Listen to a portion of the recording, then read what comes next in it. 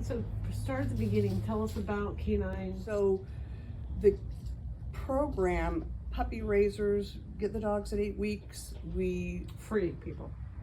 We are puppy raisers. So our role is to start them out and then get them prepared for formal training, which is around 14 months, let's say, approximately. So I give them the basics. I crate train them and potty train them and all that stuff and give them some basic commands.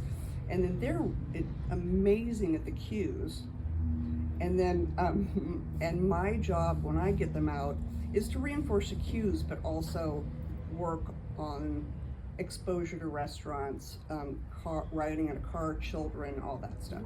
So their puppy program, how they got in the prison is James started in 2017 with a different warden, and then COVID, and so that really never took off. So it took off after he met. They started with 2, Wendell and Artemis, and both of them are service dogs. Some people think they don't deserve it, that joy, you know, and I'm like, okay, believe that. I'm not going to change your mind about how you feel about an incarcerated person. So we'll put that aside. I know how I feel, and I'm going to do what I'm going to do. But if you want to be stuck on that, the staff. Yes, need it. Yeah.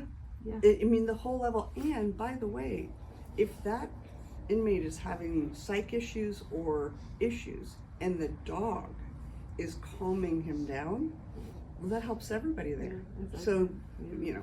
And I always say to people, I think something like 95% of the people in that prison are going to walk out here. What kind of person do you want them to be? Let's rehabilitate them.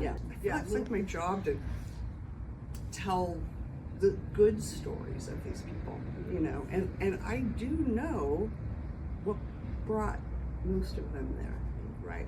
And those visits with the condemned and the psych part was so many of them said, I'm a human being, you know, and I just want to be treated like one. And when I'm treated like a human being, I will act like a human being. You treat me like an animal, then I'm going to act like an animal. That was pretty powerful. And this one, he was by far my favorite. But he had been there over 40 years, and he was like a 8-year-old boy.